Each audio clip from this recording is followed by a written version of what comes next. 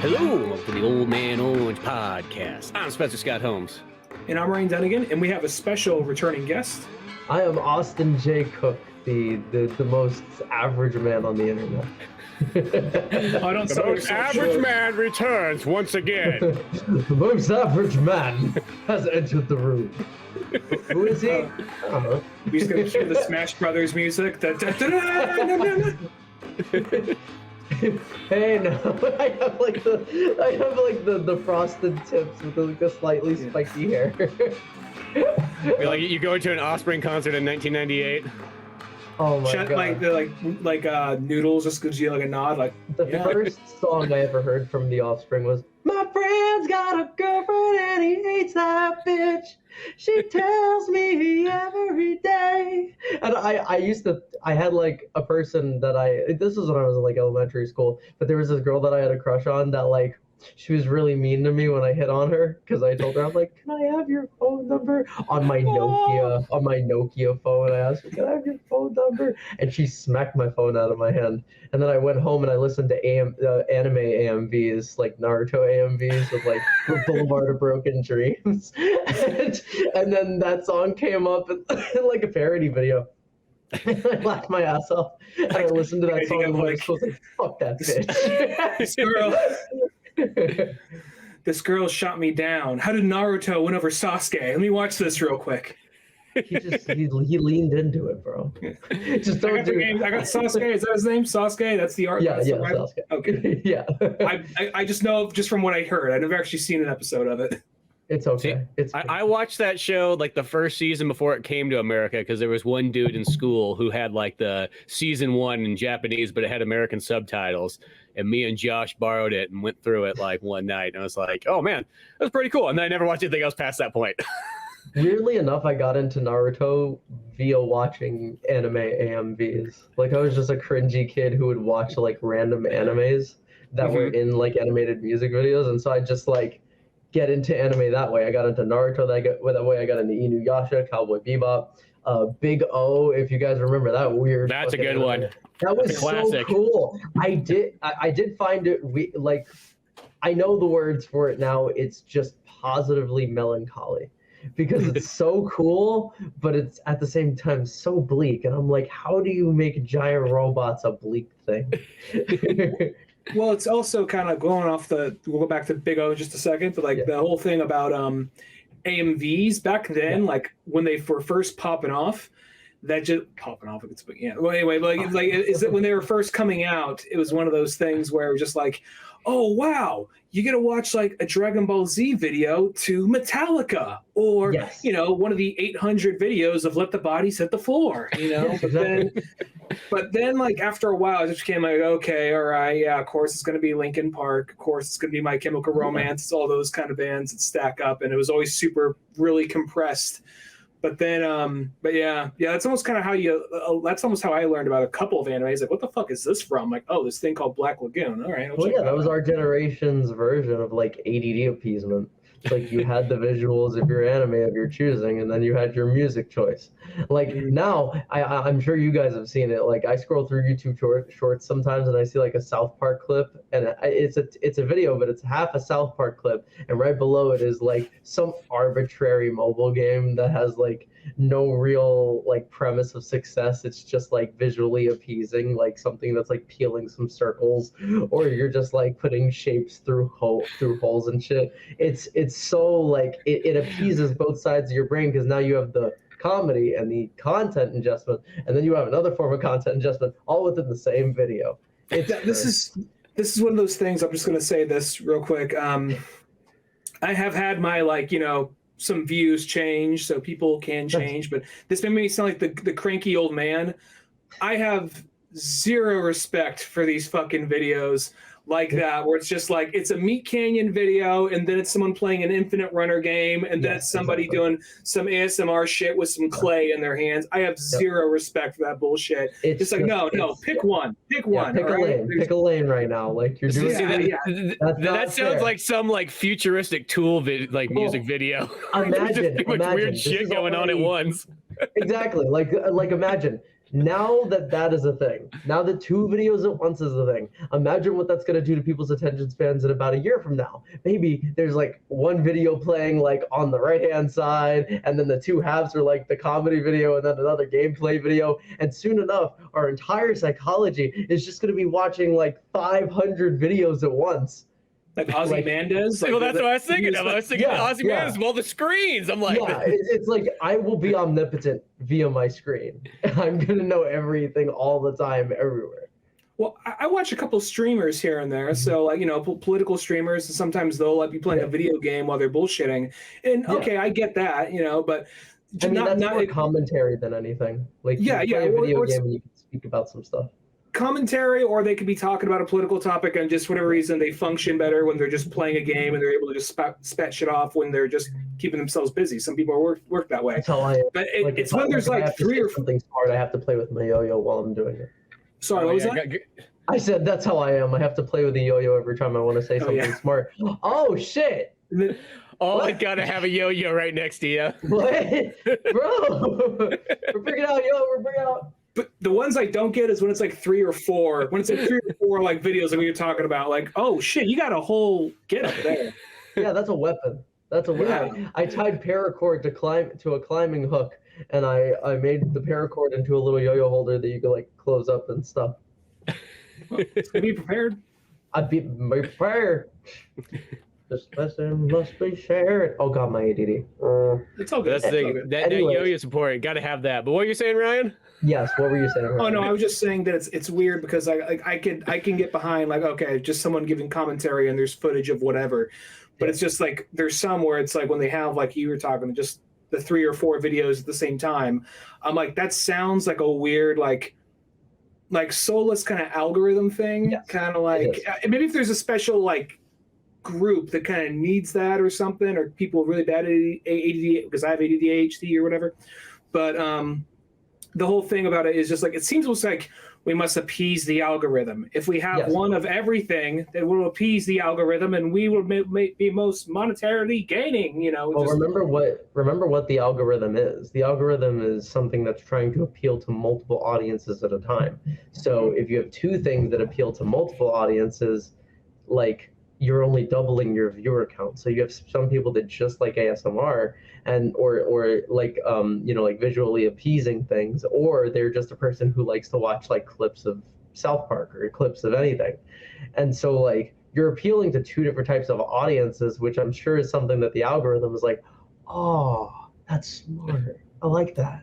I like that you're doing 2 totally different things at the same time there. I thought it was just people who couldn't focus on shit. That's what I thought. No, it totally is. Like, remember, the algorithm recognizes that the people that are viewing it have absolutely no fucking attention span anymore. So it's at the same time that it's something that appeases to multiple people, multiple demographics. It's also something that is chemically hurting most of our brains at this point. Yeah. That was his existential death right there. We just watched Ryan Dunnigan just lose his ego.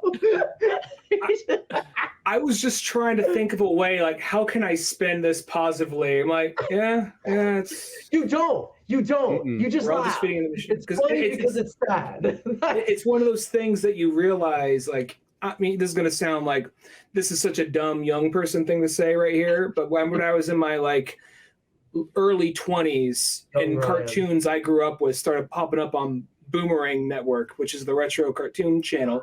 I'm like, man, Batman the animated series on the Boomerang Network. Boomerang. And they hurt my fucking soul. Yeah, like shows that I didn't even grow up with were popping up on Boomerang. Like, oh man, this is I'm getting old. Wow, a show from like 15 years ago is on Boomerang? That's fucked up. And now I'm like, dude, that is fucking nothing. Now it's just like anytime I look into like what like I'm not gonna say what the kids are into, but I guess what you got to do to like get a foot like just a foot on YouTube or whatever social media platform. Like, Jesus fucking Christ, it's like we're this close. I know that a lot of old people have been saying this, but we're this close, just plugging something in the back of our heads like the Matrix. Yeah, I mean, like most people are like totally invested into like into like their own little algorithm, and like it goes from anybody. It's like anyone that's going through elementary through high school right now, all the way to the people that are doing their day jobs and doing like their regular work. Like so many times, I had a moment. Excuse me. This was when I was living in Burbank. And I walked into the kitchen once, and every single person that was in the kitchen didn't do their side work yet, and everybody was just on their phone, just like chilling, scrolling, and like I stood there, like I stood in the doorway, and I stood in the doorway for the better half of like 5 minutes, really let it sit, let it marinate a little bit, and they didn't notice I was there, and I was like, you guys are really gonna sit on your phones for 5 minutes? And I showed them the timer that I started on my phone, and my friend was like, oh. It's like they just go back to texting. Like, that shit's crazy, bro.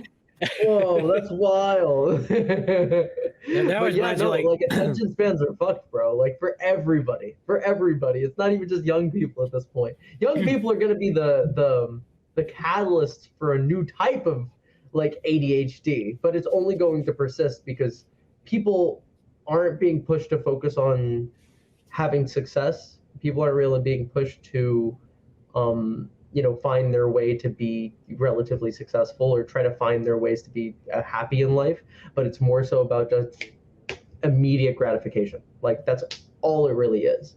And the sad part is like, it's going to happen.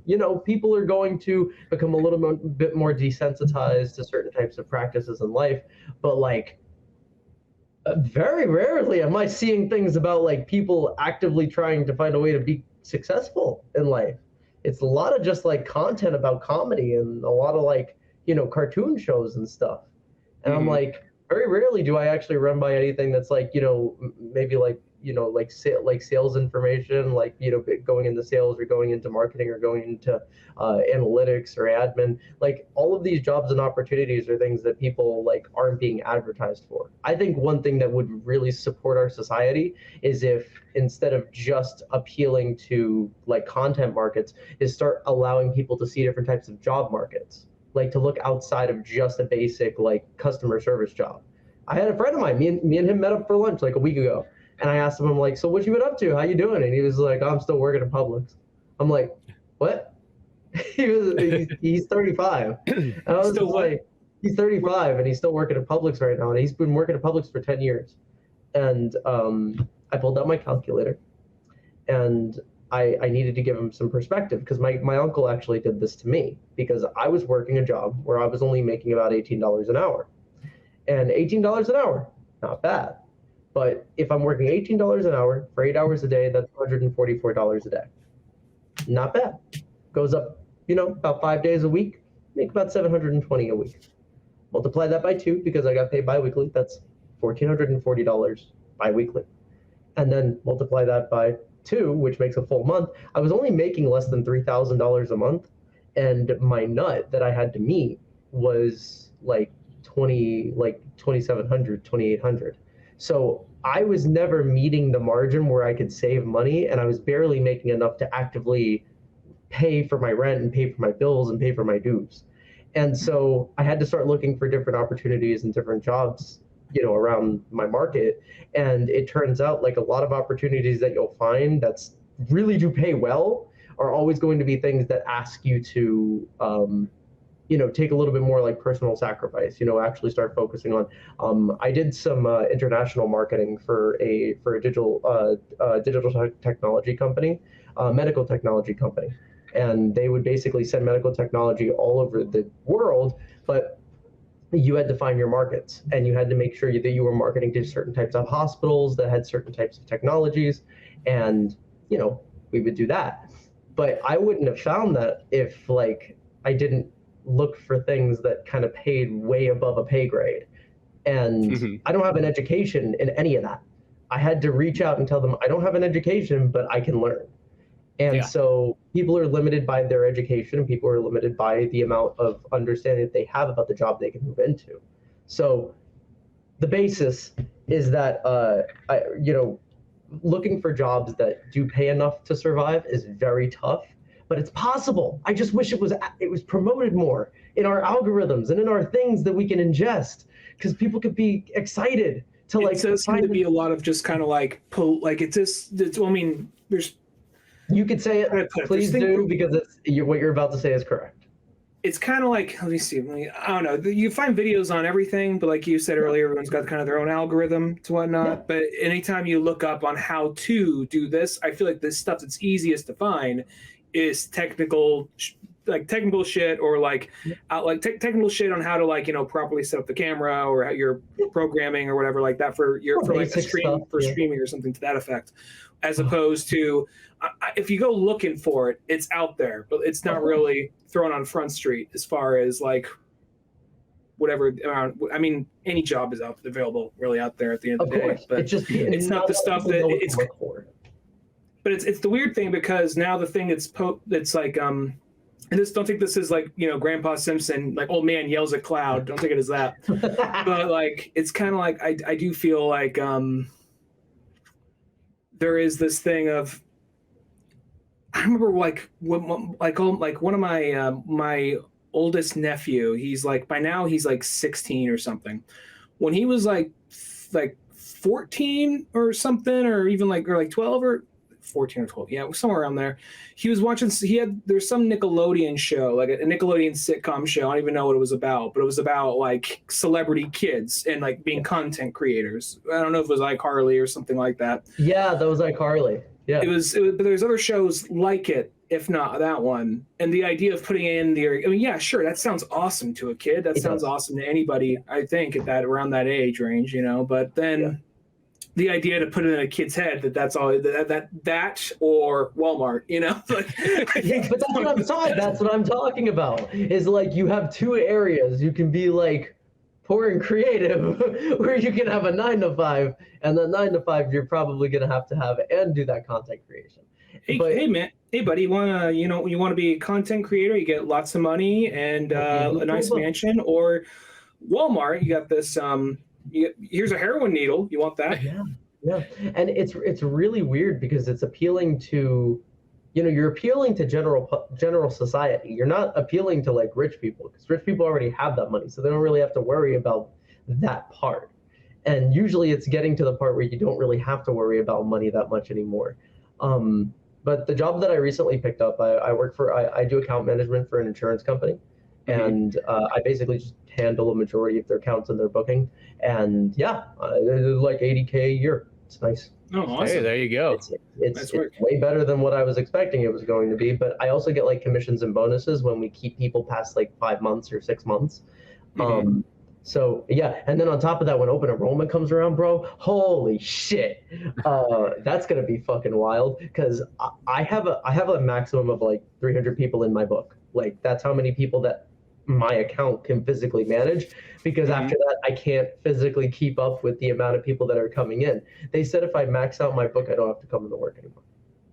Oh wow. Really? They said if I max out my book, I don't have to come into work anymore. I can just work out of my house. So well, there you go. They got some goals. I was amazed when they said that. I was like, wait, but what happens to like, the system? He was just like, bro, just make them happy. Like, just if you need to give them a discount, give them a fucking discount. Like they've been with us. Like I'm handling the accounts that have been there since early 20. Let me see. Have you ever had the situation where you're like on a video call with somebody, like, oh shit, that's my VTuber avatar, like click off? I opened up my VTuber model while I was in a Skype call once, and it didn't populate. But you just grabbed the green screen looking thing. The green screen came up, and I was like, no, fuck. Hey, was there a cat girl with fat tits here a second ago? No. No. You're sadly mistaken, sir. I still like how the dude told you, he's like, whatever you need to do, if you need to give him a bonus or whatnot, whatever it is to make him happy. If you need to take him to the back room and give him a hand job, like whatever it takes, bro. Health insurance is wild. Like honestly, and you want to know what's weird? Like the people that I work with, like you could sell insurance to like anybody. But when you do that, like some people just sell people health insurance like they're selling themselves somebody else's policy.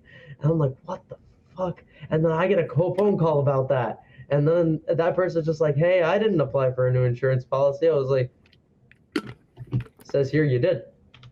You shouldn't have done that. Do you want to cancel your policy? Okie dokie. And then I cancel the policy. And then that person who just got paid that week, like who wasn't paying attention, clearly, they get a chargeback on their next paycheck. So on their next paycheck that they get the next week, that whatever amount they made, they get deducted from their next paycheck.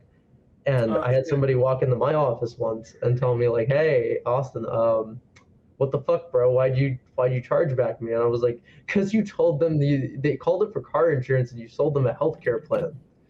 And I said, "Bro, like I'm not. That's not good booking." I was like, "Why'd you do that?" He was just like, "I needed money for rent." I was just like, "Then sell fucking health insurance. Don't sell a fucking health insurance on Facebook." And like he got fired like that day because he's been doing that since like I showed up maybe like 2 or 3 weeks ago.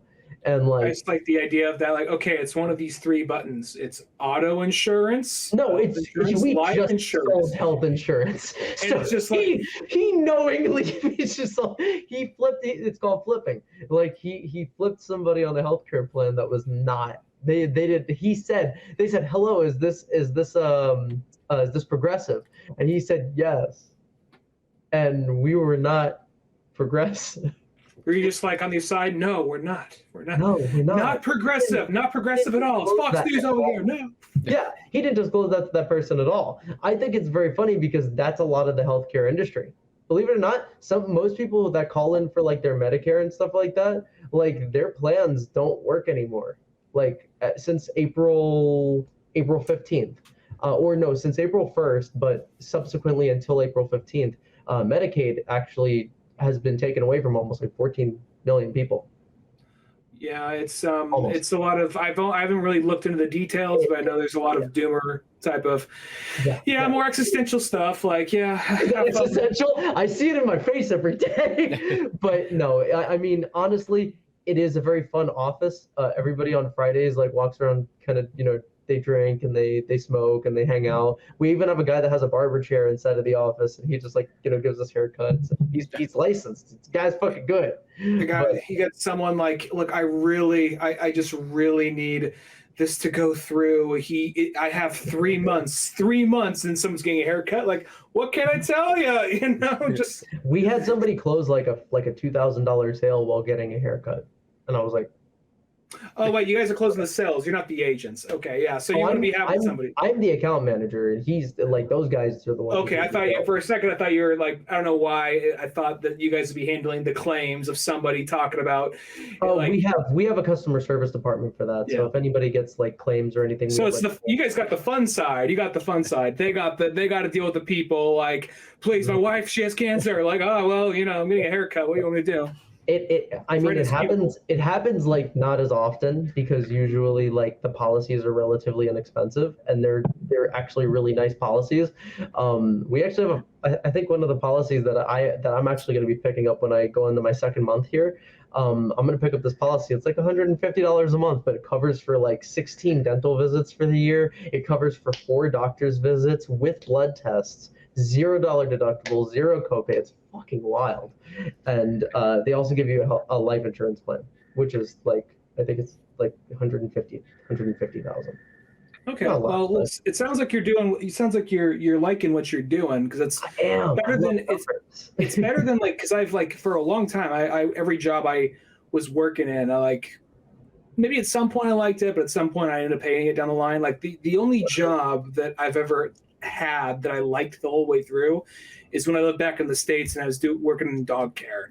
That's when that was probably my favorite. There's like any job, there's good days, there's bad days, but working with dogs at like different rescues and different like dog daycares, that was the best. That was the best job I ever had. Because it's probably the most like soul pleasing. Like you're doing a good thing and you're taking care of puppies. If something bad happens, though, there was that issue because you don't want to tell someone, hey, I gave your dog the wrong medication, which never happened. But whenever you're dealing with like, okay, this dog needs this meds, these dog needs those meds, you're like, okay, that looks like an ounce, doesn't it? You double check with everybody, but like, it looks like an ounce. It's like a gram. It's like undershot. Well, same thing, right? Yeah. So I got to use metric or imperial systems on this, you know? It's metric or I'm just imperial. double checking. Like, you've been working here for a month. I'm double checking. You need to size this. Stares at two totally different sizes for 5 minutes. But no, so like aside from it's all a the Vietnamese crazy, mountain dog. It's fucking big. Double its dosage. that's a lot of numbers. But you know, aside from you know doing the podcast and everything, what have you guys been up to? You guys pick up any work recently? Doing any performances? What I've been mostly doing beyond our podcast and all that good stuff is just really working on the Pizza Boys comics. I'm on issue 14. I'm, you know, about 5 pages into the inking part. So hopefully my goal is to have that done by about next month. Nice. And then I do have a handful of Comic-Cons coming up. Got some in Los Angeles area. Got some in Reno, Sacramento. And going to see if I can get some even farther ones out too. That's going to be awesome. I hope you enjoy. I am envious. I Ryan? I read the script to the new one. The new one's really good. Yeah, I sent Ryan the once I had all the draft and the roughs all kind of done to him, and I think this kind of arc's coming together well because I've been doing it like generally I always did my thing sitcom style, so each one was its own individual episode. But now I kind of was like, you know what, I'm just going to try this arc. I had this story for like a kind of a kung fu type adventure that was sort of like an 80s, 90s, like that era. Things like Karate Kid, Surf Ninjas, American Ninja. There's a lot of ninja involved in these. But, you know, Teenage Mutant Ninja Turtles, like, you know, pretty much any movie that's an American-made movie that has ninja in it. Because, you know, in Japan, ninjas aren't nearly as respected as they are in America. America loves ninjas. Japan's like, whoa, those guys were kind of like terrorists. You know what I mean? Like, but in America, the ninjas like, man, ninjas are so badass. But like, so I wanted to kind of give it that feel. And I was like, you know what? I think this can mix with the Pizza Boys characters. So I wrote out like 7 issues. I might turn it into 8 in the long run, but just if I need to pad it out a little bit towards the end. But yeah, it's going kind of good. It's definitely does throw that thing on your plate that you're like, this is you know, unlike singular issues where you can just kind of do one, then go on to something else afterwards. You are kind of committed. So there is a bit of that going on, which is it's making for definitely some long days. Like, so there's even I get to the weekend and you're like, oh man, fucking tired. What happened? What the heck? Yeah, exactly. You just like, you just wake up early in the morning, and the next thing you know, you go to bed. And you're like, oh, I guess I got to go to bed now. I just turn the computer off and stop here and so on, and you know. But it's a lot of work. Yeah. It's a lot of work. That's the thing. That's the thing is like a lot of times people don't realize with comic books. So it's even though like the upside to them is it's not like it's a movie where you need a bunch of people to kind of come in and help you out, and you can't really just generally do it yourself. It still has that like overwhelming feeling because some people go look like, oh man, that sounds like just a lot of fun. I'm like, well, I don't want to go. I don't know about fun. I enjoy it, but fun is not the right word. What comes out of it. Yeah, like fun is me sitting down, like kicking back, playing some video games. You know what I mean? Yeah. Relaxing. Like that's what I kind of define as fun. Yeah. Like I think you need to always with art type stuff, you need to kind of like lay down the law to people that don't know. Yes. Be like, let's be honest, it's work. At the end of the day, it's work. It's no different than any other job on the planet. Yep. Obviously, it's like running your own business or something. Like it's probably what you're into more than like doing something you don't like. But exactly. I think that's one of those ones because I think some people just think like you're just in a room like a fucking like clown like. Like, you know, just like throwing paint like at the wall and shit. You know what I mean? Doing cartwheels. Yeah. Like I feel like that's what they picture you do. Pictures. Like I bet he's in his room smoking weed and you're just sitting there like sweating and crying. You're like, I hate this. I'm about to read through this face for 5 minutes. You know, it's just like movies. It's like movies. The perfect example is, you know, everybody likes the idea of being involved in a movie until they see the actual work. When they see the actual work, that is like the breaking point for so many people. They go, we're going to be here all day. It's going to take forever. Like you spent the last hour and a half setting up just lights and so on. Like it's like, it's a full on process. Yeah. Don't you dare come in with like an hour to shoot a scene that's going to take much longer than that. Have you guys heard of that college called New York Film Academy by chance? Yeah, I know that one. So New York Film Academy, when I was living in Burbank, I lived like right across the street from it, like literally a walking distance away. And in my complex, a lot of the students that had went to that school were also friends of mine. So one of my favorite things that I like to do with them was I would do the editing for their student films, so their thesis films. And I'm gonna be so honest with you that situation that you're talking about, Spence, like happened with everybody. Yeah. Everybody saw how hard making a movie was, and then when I came in to like organize and start getting them getting them taken care of for the actual editing of the movie, like there was so much disorganization. Audio files were just all over the place, video files were all over the place, the shots were not shot during the right time, so like there were so many like like one shot that transitioned to another had two different types of lighting. It was insane because they picked the most like sun focused light area that they had. Like it drove them crazy more than it drove me crazy, because I said, so we may have to retake some of these. No. All right. Bet. Yeah. So they said no. I did as much color correcting as I could, and some of them turned out good, some of them turned out bad. One specifically, I'll never forget this one because this involved somebody breaking a lot of my physical property in real life. I worked with this guy. We'll call him D. We'll call him D for the time being. D. And D was an actor, and he was going to New York Film Academy for his acting course. And part of his acting thesis was a movie, and everybody else that was involved with him was also doing their thesis, but theses for different things. One person, like with the director, they were doing a director thesis, like they had to direct a movie, and then it was a compilation. Now, D had a hair bit of a superiority complex, and the type of movie that he was playing in did not have him as the main focused character. I say main focused because he was one of the main characters, but he's not who the story was about. What was your part? Were you were just you're an editor? I was the editor. I was just the guy putting it together, making the movie, sending it over to them. So they sent me all the footage, and they told me, hey, this is the script. These are the shots. We took different shots all over the place, so please make it as coherent as possible. I was like, bet.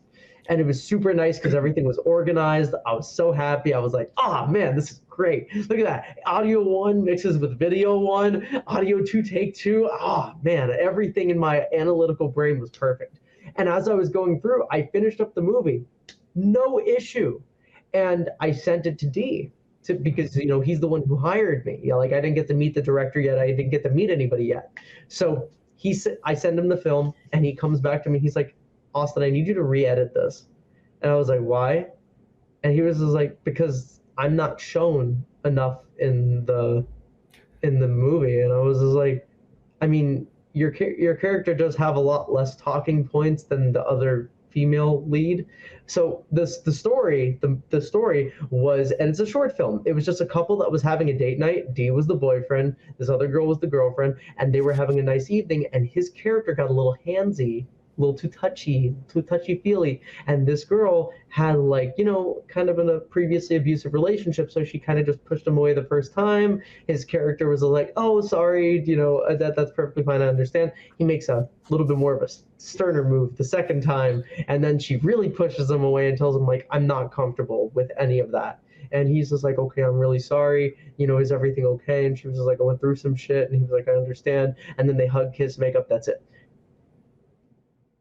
Now you see the premise of the story. The person who is the affected party is going to be the one that has just a hair bit more face time, because it's that person's reaction that you're trying to see. You're trying to see the psychology of a person who's coming from like a relatively abused background. So you don't want it to be like the guy that's like, like, yeah, like, what the fuck, bro? And you wanted me to put squeeze. Or it's like the first sex scene in like Fast Times Ridgemont High, where it's just Yep. And so he wanted me to re-edit it, and he was paying me. So I said, okay. So I exported. Well, yeah, you're getting paid, so you're like, yeah, fuck it. I guess that's what I'm doing.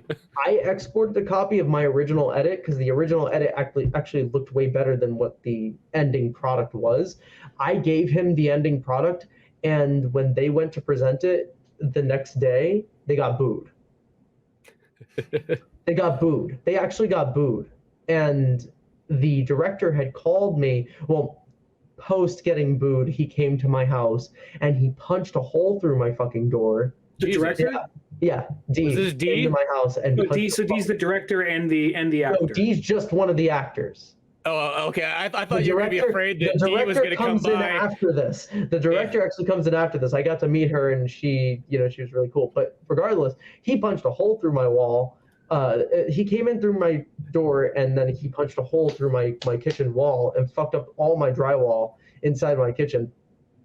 And I got Did you think he was gonna like manhandle you just like the girl in the movie? Yeah, just like I mean, like fucking just like Bart Simpson me. But like he came to my house and he did that, and like he didn't try to be violent upon me, but he was just like, bro, what the fuck? Why did you make that movie so shit? And I was just like, you made it shit. You told me to do exactly what you wanted. He was just like, no, I just wanted more. D's nuts. Time. That's why. Yeah. Dude, did the guy watch it? He obviously didn't watch it. It seems like it's like you knew what you're getting into. He didn't. And then the director had sent me a message about maybe like a week later, because D had to pay for the respackling of my apartment, and I told my landlord about it. My landlord went after him. It was a whole thing. But regardless, the director had actually reached out to me. Her name was Hannah. I say her name because she is a good director. She's a very good director. She calls me and she says, hey, where's the other copy of that film that you did? And I was just like, oh, how'd you know I did one of those? And she was just like, we hired you, and I saw your previous film, and it was good. This one was shit, and we gave you good films. So did you export another copy that was like, better looking? I was like, yeah, but D didn't want it. He said that his face wasn't big enough in it. Like, he wasn't being seen enough. And she was like, oh, that's why he came to your house. And I was just like, so you know about that? And she was just like, yep, yeah, I'm well versed in this situation right now. And she was like, can I have the other one? And I said, yeah. She tipped me an extra $190. Hey, there we go. She tipped me an extra $190 just for giving that to her. She was like, listen, you do a good job, but don't deal with the actor, deal with the director. And I was like, I'll never forget that. I just like the idea that like it's one of those things of like, hey, look, I don't feel seen in this movie. It's like, well, what's the movie about? Well, it's about a woman overcoming her like sexual PTSD. And past trauma. Like, okay. And what are you? Well, I'm the aggressor. Yeah, that's what I'm fucking talking about. Well, sometimes I don't know. Sometimes that's where like working with. That was always the thing about working with certain actors that can always be kind of an annoyance. And my always favorite part is I always loved like when people always learned that like me and Ryan made like cartoons or anything like that. Like actors would come and be like, "Oh, you need me," and so I'd be like, I almost put my hand, and be like, I don't need you. One, I can do all that acting anyways. Me and Ryan can do that. Like, and two, it's like one of those ones like nobody needs anybody. Well, let's be honest. You know what I mean? Like, if you want to help out, that's one thing, but you don't need anybody. And you're not the most important part of any movie. That's like almost how they sort of think. If you want to present value to somebody, you want to know what you do. You present value. You say, "Hey, I feel like I can offer you a lot of value in this situation. Here's why." Not, you need me. End of story. Yeah. No, I need myself is who I need, or else, but I don't need anything else. I don't need any of you. The thing that gets super annoying about that is because like I get to give a couple situations with that, and it's like for someone to ask you, "Hey, look, I don't have a whole lot of money, but I have an idea. Could you help me with this, or could you make this for me?" That initial question does not bother me because important things have been made that way. I don't think they should be made on average that way, but important things have been made that way. But it's still on average, I think you should say. I've done free voiceover work. I do free voiceover work for Gambino still, but guess what? Still makes good shit. So so there is a point of like, depending on how well you know the person, I think you can say yes, but on average you should offer payment. But I've had the thing like, sorry, I don't have the time for that. And where Spencer was saying, where they've like, oh, come on, dude, I got great ideas. They're like, dude, we all got great ideas. Do we have the fucking time to do all those great ideas though? That's what it comes down to. Like, I have 15 fully written scripts for shows right now. Like I have fully written scripts. We would have Who's got an animation budget for that, huh? Who's got it? I mean, that's why I'm doing the job I'm doing now, so I can just save and save and save, and then once I fully save, I'm just going to open up LLC for a multimedia company, and I'll just start hiring. We'll do like a Sleepy Cabin type thing. Yeah, well, that'd be awesome. Right? Wouldn't that be cool? And like, But- it's easy because like the amount of money I'm seeing people make legitimately in this industry, I'm like, bro, 100%, like Yeah. 110%. There's one time, I won't say names or anything, but there's somebody, and this isn't somebody who's like, it's somebody we've never made on, someone who's never been on the show, and someone who doesn't even have like a big audience or anything like that. But there's one time somebody like was reaching out to me about like they wanted to do this big sci-fi epic kind of thing, and I wasn't like, he said like, oh, I would pay you, but would have to probably go into this and go into that. And then I was like, okay, you know. Like going to like royalties and like legality? He didn't have it that far ahead, but we were just like texting each other, like basically DMing each other ideas. Like, so I have this concept for something. I'm like, okay, cool. Oh, he was just a very rough concept. Like, well, here's how I would play around with it. Here's how I would do this if that's the rough concept. And, you know, so it was just kind of like spitballing. Yeah. And then partway through, I realized that like what he's saying, and then things he's like presenting, and then other things that he is like, I kind of look up other things he's posted. I'm like, oh shit! Like this dude was like, I don't know if he was like, I don't know where he's at now, but this dude was like basically trying to make like a like, I'm not sure if he realized it or what, but a very fucking racist, like sci-fi fantasy series. He had this idea about it being kind of like a sci-fi thing of like heaven and hell. Yeah. And I'm like, but also incorporating things about Earth into it and whatnot. Yeah. And I was like, oh, what would be kind of more interesting? I mean, I think that's a cool concept, but what if you had like, there's people on the surface in the middle that got to deal with the fallout of that. Yeah. And then I did a rough sketch of like what I thought the main character from what he described looked like, and it was a black dude. He says, "No, I think he should be white." Like, okay, whatever. Yeah. You know. Yeah. And then but then like it's like, okay, whatever. You know, it's his vision. You know, his initial vision, and then like roughly describing what the people up top should look like. You know, the people at the bottom, not in Earth, not on the Earth, the surface at the bottom should look like. And I'm like, oh, this is like, you know, then I'm just like, then like a little collar pulling there. Yeah, I'm like, you know, he hasn't liked that many of our videos, you know, so I'm good, bro. Yeah. I mean, if I'm honest with you, like a lot of people have these creative ideas, and then a lot of times there's always going to be like that one or two things that they either have to grow from, or that's going to actually just end up making the product like not good. I was working, again, you know, I'm not going to name any names because this boy's actually from where we're from on Newgrounds.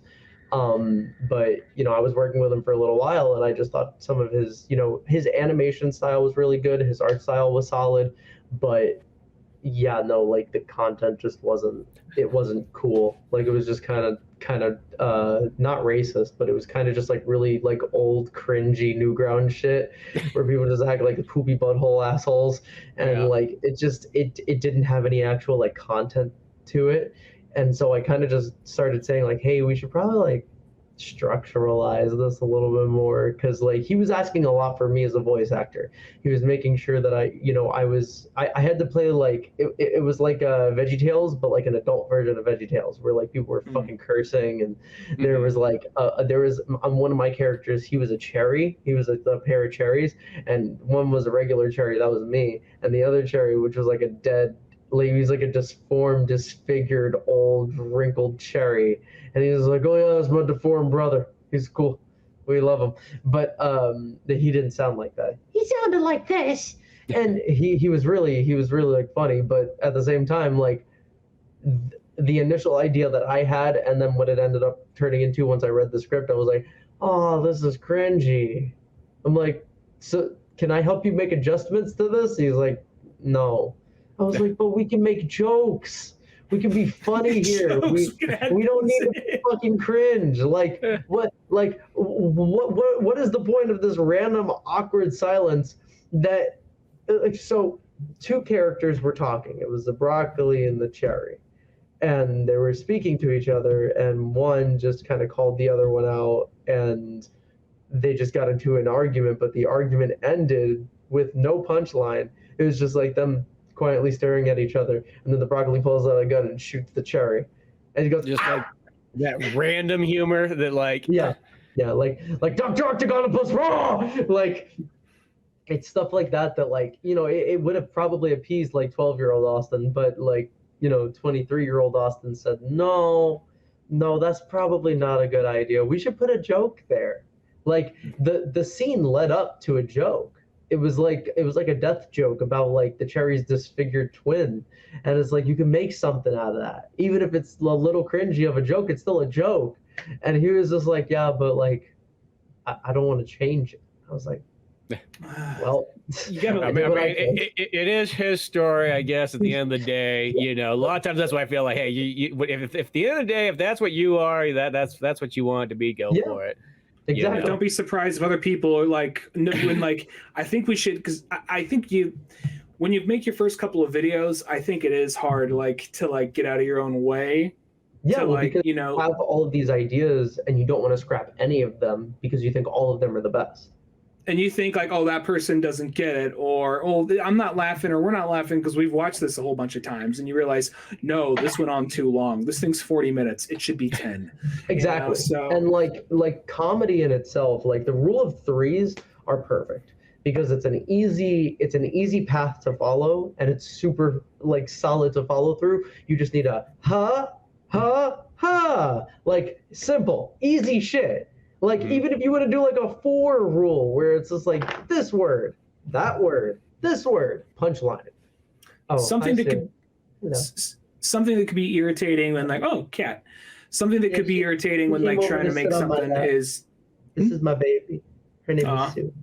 Sue. She's a sweet lady. Cat named Sue.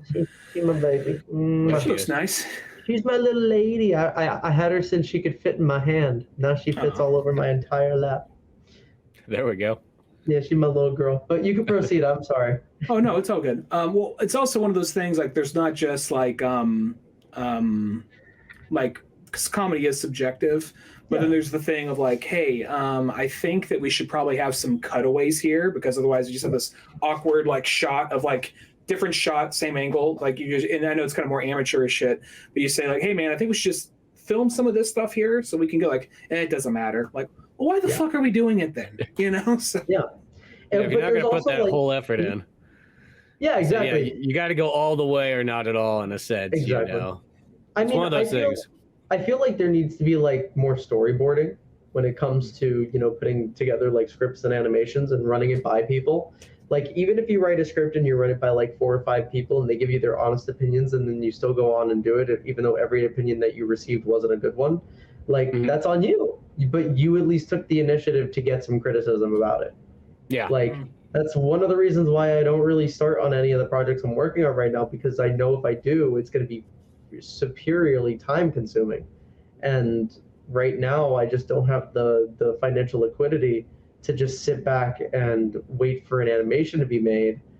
But once I do have some liquidity, I'll start hiring some animators, and I'm going to start, picking up some of my voice actor friends and get them on a payroll and see if we can start getting some projects thrown together. Because like, I think Sleepy Cabin, and God bless those boys, they all tried very hard to make something that, you know, inevitably ended up getting affected by, you know, poor management, and, just not enough micromanagement, not enough structure. If I make something like a multimedia studio, you're going to see like an organizational structure of different types of content. We'll be bringing in like multiple types of creators. I think it should be something that many people can be able to just like interject with themselves into, and is very inclusive to different types of creators. Because here's actually a question about Sleepy Cabin, because I'm not gonna lie, I hopped on, I knew of them, and I would just hear funny clips and compilations of them, but I didn't actually jump onto Sleepy Cabin until like the last month or 2 months before they went under. So before they stopped doing it. Yeah. So I wasn't really sure what happened. So I'm guessing did they just fizzle out, or they were so have a fight with so and so, or they were. So there's a lot of drama there. There's a whole lot of drama. we can start off with how they ended up breaking apart. They had a multimedia studio that was stationed over in Pennsylvania, over in Glenside, and weren't they? I thought they were like in Philly or something, or maybe I'm just thinking they were outside of Philly. So Glenside is like right next to Philadelphia. But remember, Pennsylvania is a very big state, a relatively big state, and there's. Yeah, we don't have to go into the whole like this guy said this to this because you know. I'm gonna break it down like super simple. They ended up separating because everybody was moving around. Oni, we all know Oni at this point. He ended up moving to California because he was working on Hellbenders and stuff like that, and they were moving outside of that. So him and Zach Hadel, Psychic Pebbles, they were moving on with their stuff and their lives were moving on, and nobody really wanted to stay in Philadelphia, and the Newgrounds offices was already like kind of about to close. So between all of those things happening, they're like, well, we all have to make a pivot. And so they did, like Bryce Pirate Mick, he ended up becoming, a voice actor, moved out to Burbank. He's doing that right now. Stamper moved out to, I think he moved out to San Diego. And, I don't know what he's really doing anymore. He barely posts anything or just posts like weird little like TikToks or whatever. That's all he does. I don't really know what he does. I've connected with him a few times. I've spoken to him a little bit, but, we never really went back and forth. I'm sure because of the age gap, because like I'm 26 right now.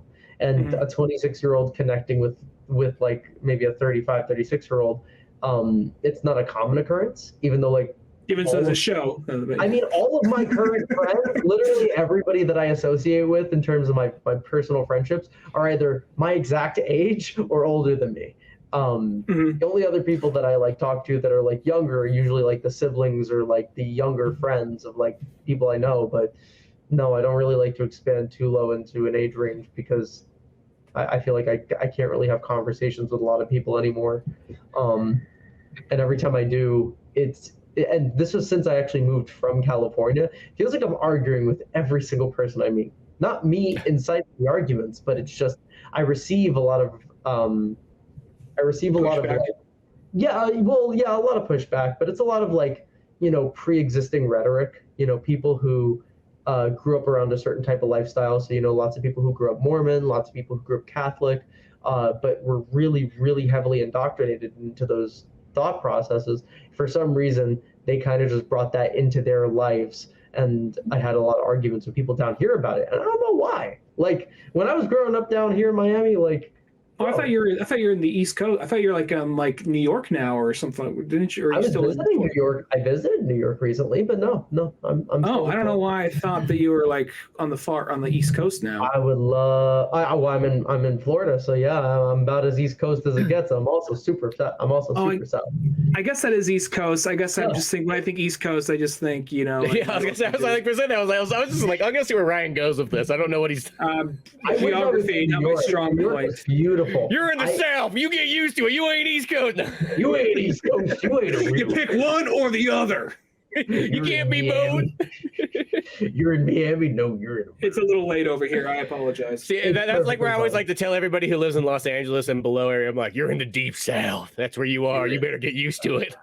I mean, if I'm honest with you, like living down here most of my life, like coming back here was nice during the pandemic because like jobs were still a thing. And rent was like nothing. Like rent was so dirt cheap.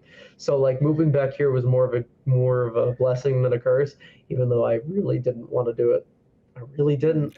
The upside is that whenever you leave California, everything just like it seems like prices just always go down. You're like, whenever somebody else bitches about the price in their area, you're like, you look at it, you go, what are you complaining about? I bought a Jersey Mike sub right across the street from me in Burbank for like $15. I bought one for $7 across the street from where I live now, and I'm thankful for every single one I buy every single time. I hate to start saying it, you go to Subway nowadays, it's almost about $20. What? Yeah, I kid you not. Like Subway, the last time I went to Subway, I mean, I didn't get like the cheapest sandwich on the menu, but like a foot-long sandwich with the chips, with the drinks, and all that good stuff. Yeah, it was $18. Yeah, it was like what, I feel stupid as fuck. For some reason, I just double-checked the map of the United States, and yeah, Florida is way more east than I thought it was. So I feel so much fucking dumber. I mean, I was going off about sandwich prices, and Ryan's like, He's having an existential crisis while looking at a map. around, like it's gotta be here. No, it's Florida. It's so east. I, for whatever reason, imagine it being fucking Slippy from Star Fox. I almost imagine it being close to where like Louisiana is. I just imagine more like that. Yeah. No, oh god, yeah. I guess I gotta say this because I think about with Jersey Mike's every single time. If you ever see an ad for Jersey Mike's, it's always like, come over to Jersey Mike's and get yourself a sandwich. I feel like no. That is the wrong advertising campaign. I think Jersey Mike's would be like, Jersey Mike's, what do you got better going on in life? Come on down, get us. Don't you stop going there. Get your wallet out. You get down here right this instant. You're getting a goddamn sandwich. I'm gonna come to your house and shit ain't gonna be right. That's what you're gonna do, huh? You're not gonna come over to Jersey Mike's. My mom makes these fucking sandwiches. You're gonna go across the street, this peddler diddler. What the fuck? Yeah, you're gonna piss my mom off? Come on. So Christ, so help me Christ, if you ask for this shit gluten-free. The spokesperson said, so help me God. If you go over the fucking Subway, I'll break your goddamn ankle. And leave you on the fucking Subway tracks if you like Subway so much. I'll drag you down to the Subway. We'll show you what a real Subway car is. So you're going to firehouse subs now? Yeah, firefighters. Oh, look at me. I'm a firefighter. Oh, look, I got a big dick. I guess I got to come and buy my Subway sandwich. Speaking of fire, I hate sub up your fucking ass. That's not an Italian BMT you hear. That's the fucking C train. Yeah. Fucking. Have you guys ever had Firehouse subs? It's the worst thing ever. No. It wasn't god awful. I only had it once. They don't toast your fucking sandwiches. Firehouse. Yeah, I know it's got in the title there, so I feel like that's Firehouse, fuego, high. Well, fire. I guess firefighters usually try to put fires out. So maybe like every time they try to toast it, a firefighter comes in and starts hosing it down. Like, whoa. He fucking just like, yeah, we don't really toast our sandwiches here. You know, we don't want to put against the wrong message here. We are very anti-fire. In fact, I actually pour a whole cup of water on top of every sandwich I sell. It's fantastic. You ever had a moist BLT before? You gotta try it. It's unlike anything else you've ever had. Somebody's taking it to like the grill, and as soon as they put it in, like a door gets kicked down. There's a guy in yellow, red helmet, the fire hose shoots at it. Like that's why I don't even go near there. He just waits. The pressure behind fire hoses has always been like the funniest thing to me. I was watching a YouTube video where somebody was like, they had a fire hose and they connected it to a fire hydrant and they started spraying it, and the person who they were spraying it at was standing like less than a foot away from the fire hose. He got hit right in the chest. He went, There's so much power in those. I remember it was a kid once. We got to shoot the fire hose before, and it was just like, oh Jesus! Multiple people for that shit. Yeah, that was literally what they did. Like line up a couple of kids. Okay, hold on to this. Well, because like it hit the guy, and then like the guy who was holding it couldn't hold it anymore because of the pressure, and it just fucking flew off, and then the it went all noodle style. But like it's a very strong spray, so it came by and it like whipped on him a few times. It was like, and like the guy was like, no! And, like they started running away. It's the chaos of trying to be a firefighter. I bet is amazing. Well, our buddy, speaking of Kyle, right there in the background on the poster there next to Rodney Dangerfield, but he does firefighting all over places, and he likes the more extreme he can get it, the better. He gets bored fast. If there's those casual like you kick back and you sit on the couch playing video games and watching TV and having old ladies bring you by food, he gets bored fast. He wants shit burning down and. I mean, I have a friend of mine who's a firefighter, and she's just like in the middle of nowhere in New Mexico, and they just never have fires. So she just gets paid to sit there all day. Yeah, well, I see this was like, man, that sounds great. You gotta sit around, right? Like you can work on all kinds of projects and so on like that. And once a blue moon, there might be a car accident or something like that, or a fat person can't get up. But beyond that, you're good to go. Have you ever seen a car spontaneously combust? No, I don't think I have. Wait, Ryan, did you say yes? Oh, I mean, it wasn't like a big thing. I don't know if it was spontaneous, but I remember It's like a car from a distance. It just like kind of like popped, kind of like blew up, sort of. Oh yeah. So I was driving down North Hollywood Way in Burbank, and there was a car that was pulling up right next to me, and I didn't really see the car. I just like I was standing next to it, and I just sensed a car coming up next to me, and I felt this like heat, like, you know, California heat is one thing, but like I felt this like searing heat right next to me. Exploding car heat, so weird. And I turned to the left, and I saw like the car had no driver in it, and there was just an open flame flooding out from the top of the car through the sunroof, through the front of the windshield, which was broken out. And I'm like, that's something out of hell. That's hell. That's what hell is. I'm in hell. Am I in hell? Yes, I am. Okay. And then like I stood back, and then like a fire truck pulled up right next to me, and then the car went boom, and it just flew. It went up like maybe a foot, and it just like fell down. I was like, That's like explosion. You don't expect that to happen.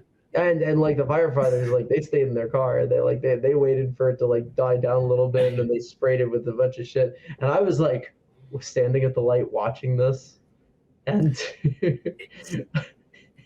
this doesn't really match your story. This isn't the one I saw. This is something different. Similar ballpark, but it's not the thing I saw. It was just a car, just like just did that out of nowhere. Like, oh fuck, that was from a distance, but that was weird. Okay, it's very odd to see a car explode because it makes you think about your own car. Well, it also makes you think like, well, the movies fucking lie. Every Shane Black movie, it's like, you know, just the size of a building. You just like, but there's I was working Christmas Eve at this one this one dog place I used to work at, and we had to get there early. And since I kind of made a deal with somebody so I wouldn't have to work Christmas, so I was working Christmas Eve. So I brought in a big box of donuts as a thank you. So the place I was going to grab them at was a see, Ryan's the festive one. I'm not really the festive one. Those dogs want to open their presents early. Everybody better get here soon. Get here now. Donuts for dogs. Yes. Hey, I brought chocolate eclairs for all the dogs. Yes. You know that they would still eat it though. You know they eat it. They would. And they'd be all in the corner, be like, fuck you, Ryan. But give me another donut. We had a Doberman that ate a whole chocolate bar once. Shit all over his room the next day. Oh, I don't miss that part of the job. But anyways, I go to this donut shop. That was a part of the job. That's how you know it's still a real thing. Yeah. No, I mean, anyway, I go to this donut shop, and as I pull in, there is literally like a car like flaming on fire within like the parking lot, like right there in the parking lot, like on fire. I was like, what the fuck? What is this?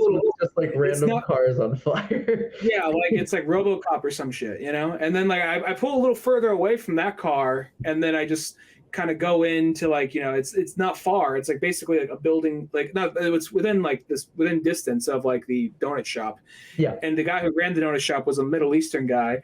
He's like, God damn fucking Christmas, and walks in like God damn fucking Christmas on Christmas here, you know? He's gonna be Nakatomi Tower here. God damn it, Santa! It was Christmas Eve, and it was just like he had this like diehard shit happen in this shopping center. He's like just that one Christmas guy Eve. that like he's just that one guy that still believes in the naughty list, and for some reason he's also very unlucky during the holiday season. So he's like, I did everything good this year. Why does my car explode? The fuck?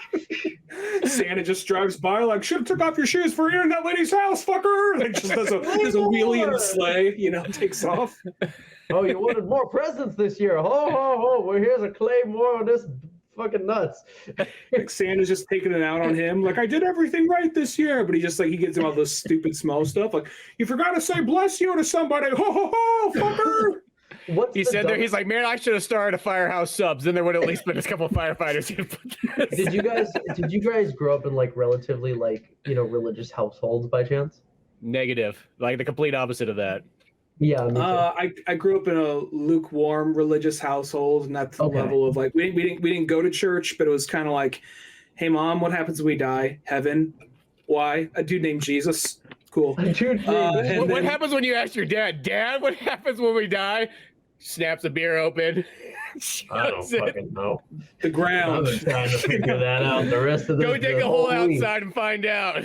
I've been staring into this dark corner thinking about that to myself as we speak. The reason why I asked that question was because I actually went to, I always had some friends who were like, super religious. I had some Mormon friends. I had I always had like friends who had very different ideas for what was good and what was bad. And that was always very morally it was like a moral quandary that I always had to deal with, because like I would go out with some of my Mormon friends and they would think that, going and like hitting on somebody is like, don't really do that, because, you might end up having sex with that person. I'm like, that's the goal.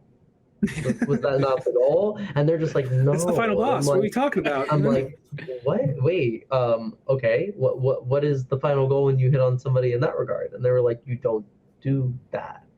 I was like, oh, you're fucking crazy. All right. Hey, watch this movie about this guy named D. So, watch this movie about a guy named D. Your Bible's not the same as my Bible? My Bible's The Dirt by Motley Crue. Yeah. Well, that's a very violent Bible. But like they would say that, and then I would also meet up with like my Christian friends who were much less pulled back, and they would be like, bro, I'm gonna cause so much fucking trouble this weekend. And I'm like, yeah, let's do it. And like I would have them meet up, and then the Mormon people would meet with the Christian people, and then I'd also bring a Jew or two, always gonna have some comic relief. It's always the best part. I'm a Jew, so I have to have some few of me as well. But like we'd all have different perspectives of what was right, what was wrong, what was real and what wasn't real. The real and what wasn't real was always the crazy part, because like we would never jump into religion, but I like to instigate an interesting conversation. So I'm always like, so what do you guys think about Jesus? I get the Jewish response, which is like, oh, he was a Jew. And then I hear, and then the Mormon person would be like, he wasn't Jewish. And then the Christian person would be like, no, he was Jewish. And then the Jewish person was like, see, he was a Jew. So that means the Christian guy's a Jew. And the Christian guy's like, no, I'm not a Jew. And he was like, what's wrong with being a Jew? Ah! And then the Mormon person's like, I feel kind of left out here. And then the Christian person was just like, well, yeah, you came like a bunch of years later, bro. You're kind of late to the party. Yeah. And I'm like, what is happening right now? It just became beat up on the Mormon. Yeah. The Mormons are trying to do like write Return of the King for like the series of the Bible, but literally they're trying to do they're trying to put a third book in there. Yeah, they're trying to do the later trilogy of Jesus, and I thought it was so interesting because I was just like, and I'm sure you guys have seen the Book of Mormon, right? The Broadway musical. I haven't. I want to see it. Always want to. What's wrong with either of you? Don't you love Trey Parker and Matt Stone? I do. I don't have thousands of bucks to go to a play. But you can listen to the album. If you listen to the album, I have listened to that before. Yeah. I just never see it. But like it's my favorite. I love the premise. I love how funny it is. But it's also like it's a very good and it's a very good allegory about how like certain religions can just be very silly. Scientology was actually very interesting, but I actually study mysticism now. That's bullshit. And in a lot of like mystical practices, like people recognize Scientology just because Scientology uses like string theory, and they use a lot of like universal contexts, not universal context, universal pretexts. So they use like the law of attraction, the law of influence. They did shit in San Francisco. They used the law of subway because they set up right above a subway there that I used to always go to. Yeah. I mean, if I'm honest with you, I think it's just the fact of the matter that they just abduct basically anybody, like any person who's interested and has like $500 in their pockets. And for me, I'm like, that's wild. But like, it's how they make their money. It's how they make their money. The thing about that, well, going on the whole overall religion thing, it's kind of like hearing different kids because I was lukewarm religious. I was just like, okay, Jesus, cool, heaven, right on, whatever, Yeah. The thing that ultimately made me unreligious was hearing conflicting things from people who actually claim to be Christian, and then hearing things from other non-Christian religions. Like, well, that makes kind of sense too, but at the same time, there's this over here. And like the big thing that kind of closed me off was, we all have like, I have like some religious friends. But then everyone has like, I think one or two of those religious friends were like their parents were really religious, like psycho. They dived in religious. deep. Yeah. Like, so, and I had this one friend whose mom was like a real, like, she just was like, she would get mad if he asked if he can come over to spend the night. Well, why don't you just live there? I'm like, well, I mean, it's just gonna do. He wants to go out into the open world and play Smash Brothers. Like, you mean that vile game where they beat each other? Violent game that's gonna send you to hell if you hurt. So, somebody. and this lady kind of had this attitude of like, anytime, this is ultimately the thing that kind of made me start really questioning things and not become religious. Yeah. She had this attitude of anytime you did something good, that was God acting through you, and you were just doing God's will. Anytime, even that was subjective, of course. I always comment on that omnipotence thing, because like I presented a theory to somebody where I was just like, technically, like if you're praying and God is omnipotent, isn't it? You should know this. Why'd I have to tell him? My God, you know this. Why'd I got to take 10 minutes of my day to do this? God? Like, wouldn't you also technically be God? Because if God is omnipotent, that means he's everything. Because omnipotence means to be literally everything. And I said, like, technically you're an extension of God. And they were just like, yeah, but he acts through us. We're only objects of his will. And I was just like, all right, cool, but like, the statement on that, though, the statement about about acting through him. Yeah. She said, like, so anytime you're doing something good, it's God acting through you, and you're doing what you're supposed to do. Anytime you do something bad, that's you not acting what through God's supposed to do. I'm like, okay, so let me get this right. So you can I didn't say like this. I was like, I was like 14 at the time, so I didn't, of course, I'm stronger than God. 14, you sit back, you like crack open a surge, you're like, I bet she just put my feet up on the table. I'm better than God. Let me tell you something, all right? Yeah. No, but that's what I'm talking about. Like, let me just so get this part out real quick. Yeah. So the thing is, I said, so anytime I do something good, God gets the credit for it. Anytime he falls asleep at the wheel, I get the shit. I get the DUI. The fuck, bro? It's kind of like, I didn't say that, but it was something kind of around that line of like, so if I do something good, then it's technically not me. But anytime I do something bad, it's my fault. And then he's all like, and she's like, oh no, it's the devil. Yeah. It's the devil acting through you. Devil, so and you embrace the devil. Like, well, you no, embrace I didn't. the devil. I talked to no devil that I know. That's what's considered the level of accountability, and what I think societally that religion does do to certain people is like they take away their accountability, and they take away their actual holding of responsibility in the situation, and they're like, God made me do it, spirits made me do it, my voice has made me do it. And I'm like, no, it didn't. You did that. I've been watching a lot of religion. I've been watching a lot of like cult documentaries lately. Yep. And there is always that level of like lack of accountability from somebody. Because I'll talk to the one cult survivor. Like, we thought it was normal. He had a bunch of like 12-year-old child wives. We didn't question it. Yeah. It comes from this. That's what indoctrination is. Indoctrination is making something, some form of process, some form of thought that makes it a regular thing to you, where like you're ingesting it on a regular basis, you're not ingesting anything else, and that's like your only form of psychological income. And like that's how people get wrapped up in that, because like they don't think or look at anything else, they just look at that one thing and then hyper focus on it. See, and that's when I grew up, I had a very childhood hardcore fear of Christians and churches and so on like that. I don't know why, but like I always did. Like I didn't like being next to a church. If I almost wouldn't even stay at someone's house if like we had to go over to it. I remember one time, even though I was probably a little bit older, but I was at my buddy Josh's house, and his mom's like, well, you could spend the night and play N64, but we got to go to this youth group thing. We got to go to church. And I was doing that thing being like, man, I'm here. I really want to play some N64. We could go swimming and all this stuff. And then I go like, okay, whatever. And when we go to that youth group thing, I remember I was sitting there like that. This is just doesn't feel right. And when they asked for my name, they're like, what's your name? I'm like, Luigi. I'm like, I'm not giving a real name. And the guy's like, really, Luigi? I'm like, yeah, I'm a fucking Italian. You don't believe me? But I was just like, nope, they are not getting any of my information or anything like this. No way. Like, fucking email. I'm afraid to take the free food because I know there's a catch. Yeah, I grew up in a very priest just prays real quick. The light shines on you. He's lying. A voice from above. Jesus says he's lying. Probably showed up there with an Ozzy Osbourne T-shirt on or something like that. Probably was not helping the cause. Jesus just walks in. Is this the guy? He's okay, Luigi. All right, Luigi. Who the fuck are you?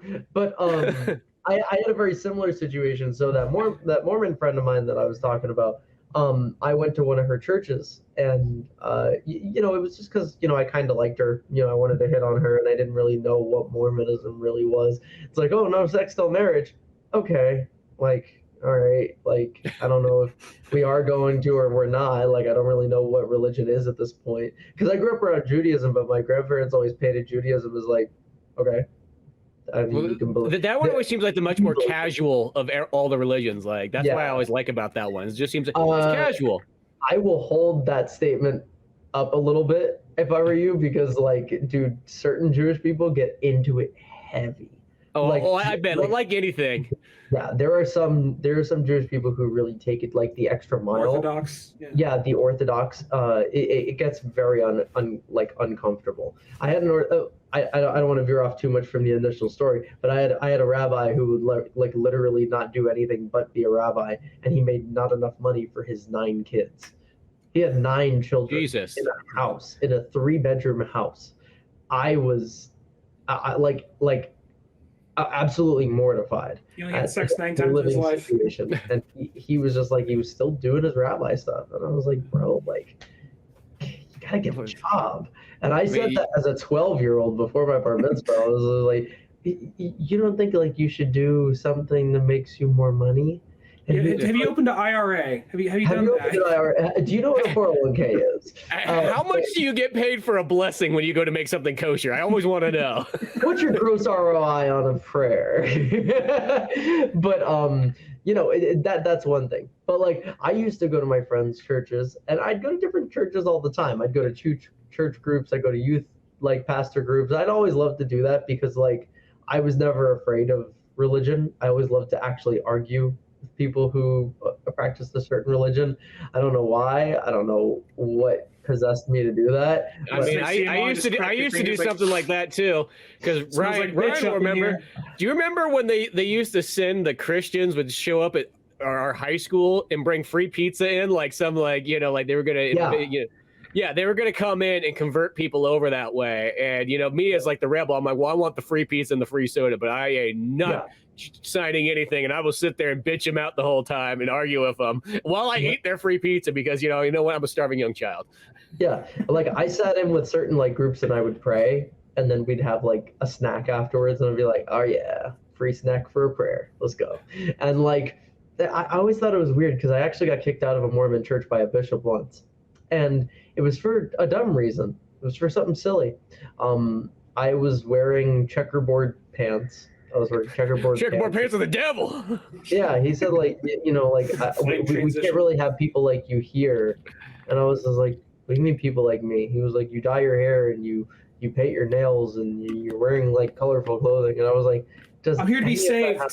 I was like, what does any of that have to do with Jesus? And he was just like, it doesn't, but it's the fact that you're wearing this and you're just directly insulting God. And I was like, can you explain how any of this is insulting to God? I am a treat to be around. So I don't think God has his priorities straight if he's not vibing with me. And then the bishop was like, we need you to leave. And I was just like, I don't want to leave. I want to hang out with my friend. Like my friend Breeze is here. I want to hang out with her. And he was like, no. Get out of here. See, to me, you didn't think he was being like the borderline was like, no, you're a Jewish kid. Get out of here. No, this is just you look weird. It's like, give me your profile shot like that. But like, you know what's funny? I sat in on all the prayers. I said amen. I did all the shit. Like, I did nothing wrong. I committed blasphemy just to be there, and he still had a problem with me being there. And like, was this the Mormon one? Was this the Mormon? Yeah, this is the Mormon church. Yeah. They're a little less, It was an argument, but like I ended up running into that bishop like later, like a few years later, like when I was like 19 or 20, And I walked up to him and I said, like, hey, do you remember me? And he was like, oh yeah, you're not dyeing your hair anymore. And I'm like, yeah, You're still a cunt, though. like, I was like, why did you, like, and I stopped him, like, as a person. I was like, you know, I'm an adult now. I can have this conversation with you. Like, last time we talked, I was 14. Like, now I know how to have a conversation about this. And I was like, why'd you kick me out? Like, I was literally there to just, like, spend time with my friend. And he was just like, we thought you were showing up to, like, insult our religion. And I was like, I respect all religions. And I even sat in on prayers. I sat in a prayer group for 35 minutes just listening to the teachers about the story of John Smith.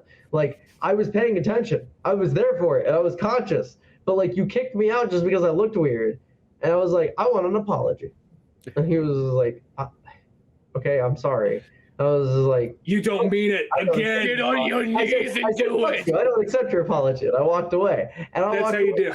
Yeah, I walked away, and like, I saw him later, like maybe a week later, 2 weeks later. I saw him at a Subway, and he was just staring at me. And I walked away. Like, I was about to walk into the Subway, and I saw him. I squinted. I was like, well, it's also walk away. I love how everything keeps coming back to a sandwich. Subway, All our stories somehow, some way have circled back to some sandwich shop or another. We're getting into the Old Man Oich, brought to you by Subway, Firehouse Subs, Jesus and sandwiches. And well, Jersey Mike's if they get their ads straight. Jersey Mike's is currently changing, but they're getting their shit together. Actually, I don't have anything is like I don't have to deal with anybody as vile as that. No, he wasn't aiming directly at me. He wasn't. No, the guy that Austin had to deal with, that fucking bishop, like, you know, coming to a kid and being like, get the fuck out, you know. But that was funny. The second, like, probably this one of the before I had like I'm fucking done with religion, that one talk with a friend. The one before that was there was like kind of a youth group thing. That actually same friend, the mom of that friend invited me to go to like some kind of like scavenger hunt thing, and they're trying to do like this Metal Gear Solid thing out on this campground. So they took a bus of kids, like their church took a bus of kids. Okay, we're gonna do like this Metal Gear Solid Mission Impossible thing, do a scavenger hunt. And like, we're gonna have pizza when we're done. Like, okay, cool. And you know, they're doing like, you know, so you just, you know, adults being bad actors, being kind of like, oh, well, you will never find me, ha ha, whatever. We got the secret message that we're gonna try to keep from the world, ha, whatever, you know. And then whatever group gets there first, we get the message. Like, okay, guys, so we got the message, got some pizza. Now we're gonna say the message right here. It's a fucking Bible verse, and then it's like, and then out of that, they're like, also, so we got someone coming out and he's like, hey guys, found God a little bit ago. God helps me with everything, and you know, I think you gotta let God in your life, and if you don't, you go to hell. You're gonna think about it on the way home. See you Sunday, you know. And I like the more I think about that, the more I get like scared. I get scared for generations, because I'm just like, there are people dumb enough to fall for that shit. Well, I was immediately at this point, I was still kind of God fearing, because my thing is just kind of like, oh, just be good, you go to heaven, you know, just don't kill nobody, you'll probably be fine, you know. And then like, as long as you don't break your rules, like we all know the general rules of good personhood, like by heart. Like, you should probably know not to kill people. You should probably know, not to be, spiteful towards others. You don't talk during the movies. Yeah, exactly. That's Commandment 11. That's what happened when Moses dropped them the first time. Commandment 11. Don't talk during my fucking movie. But like, it's just like, we all should have those like general rules, and like religion was there initially to like offer some level of spiritual guidance as well as some structure for people. It veered very far from that path. Oh yeah, the Pope was like a political figure back in the olden days. He's still a political figure. No, but more so, like he could actually command armies and shit. Oh, of course. Well, because remember, like that's what happens when church and state truly become one. Mm-hmm. Like the Holy Roman Empire. Yeah, that was a government that was ran by religion, and like I actually comment on that now to some people that I speak to that like. Believe that the church should run the government. I was just like, do you believe this should be like the Vatican? Like, do you believe that religion should be like running your society? Because I promise you're not going to have guns. You're not. Like, I promise you, you're not going to have guns. If you want to keep your guns, you're not going to. And that's fun. Like, I love doing that. I love appealing to people who, like, have this, like, right-wing idealism or get, like, a little too far in one direction. And I'm just like, yeah, but then you're going to lose this right. You're like, Dude, yeah, but you're going to lose, like, this cool thing. And they're like, whoa! I made a point. And let's go kill the Catholics now. Oh, no. Yeah, they're like, whoa. Get your guns, boys. He wants my guns? I'll fucking kill him. And like, this is where it comes back to the fact that like there's just lots of different perspectives and there's just lots of different belief systems. And I've learned that like being relatively centrist and just kind of going through it as, you know, a perspective viewer is the most important way to see things, because you're never really going to be able to develop your own perspective about like politically our society if you're stuck on one side. If you're stuck on one side and you're not really seeing the other side's perspective and you're not really seeing, you know, what specifically they might be going through, like the right, bro, the right is a fucking mess. And the left is a fucking mess too, because it's two extremes in one. So it's there. I say it, there's one bar, there's the middle, there's the left, and then there's the right. The right and the left are both broken down into multiple different pieces. You have some of the extremist parts, you have some of the more lighthearted pieces. And in those bits and pieces, they have certain belief systems that are kind of like unalienable. And then the more into that area you get, the more you lose those practices and beliefs. One specifically, again, that Second Amendment law is like a lot of people that want to move really far right don't necessarily recognize that the more that you pick up every single conservative practice, the more that you're actually turning off your own rights. Like one person, a good example, this is a person that lived down the street from me. He was super like against abortion for a very long time. And he told me, he's like, I just don't think abortion should be a thing. And then his daughter got sexually assaulted. And then she had to go get an abortion. He's like, no, you're not getting it. I'm standing by my judgment. He flipped immediately. Oh, he did. No, he like night and day. He flipped, because at the end of the day, they don't really know what it's like until it happens to them. And that's a real thing. People don't, like, it's a matter of perspective. People don't know what that's like until it happens to them. That's why people have such a hard time understanding what racism is because you really don't see it unless you live it. And I don't live that. I don't. We don't live that, boys. We don't live in a society that necessarily oppresses us. That's the rules. But like, I have friends of mine who actively understand what that's like because they go to stores. Like a good example, my ex, she was black, and we went to a Winn-Dixie. And this was a Winn-Dixie that I grew up in. Like, I grew up down the street from this Winn-Dixie. I'd been going there since I was 5 years old. What is a Winn-Dixie? A Winn-Dixie is a Publix. Or a Vons. Yeah, imagine a Vons, but like a cheap Vons, like a Smart and Final. Okay. But me and her had went there, and we had just people giving her the side eye and giving her some like looks, and I noticed that. She didn't notice that. I noticed that. And I thought it was weird because like that happened multiple times, and it happened even when we like went to the deep, like even to certain parts of the South as well. Like we were driving through Louisiana, and we stopped at a gas station, and when we walked in just to use the bathroom, the people that at the counter were like giving her like the stinkiest fucking eyes, and as we were leaving, they said, "Don't come back." Jesus fucking Christ! They said, "Don't come back here," and then like we left and we closed the door and we went away. But like that exists. My wife and I.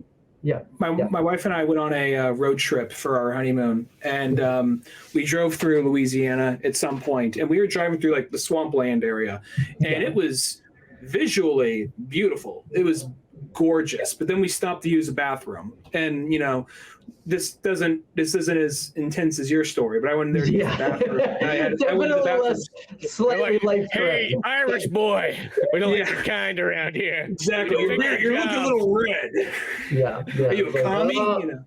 No, taking the job from us good French folks down here. There's that colorful man and his wife. But like, continue with what you were saying.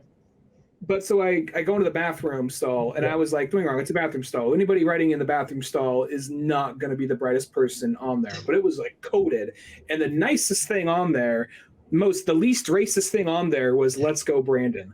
that was the least racist thing on there. And it was just like, oh, this had to be written in 2008. This had to be. He was like an archaeologist could like figure it out exactly. It's like the rings on a tree. Silly. I think it's just like it's silly because like both sides are not good. Both sides are not good. No, both sides are pure evil. Both sides are terrible. I'll do this. I mean, yeah. I think the Democrats are borderline fucking useless. But I will say, literally, they just pander and then they don't do anything.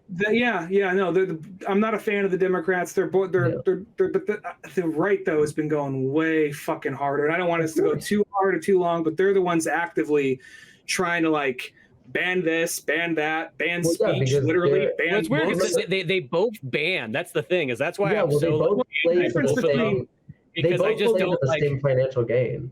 Well, the thing with the Democrats though, the difference on that end though is like we're talking about like okay, Republicans are actually trying to do things like ban particular things in law.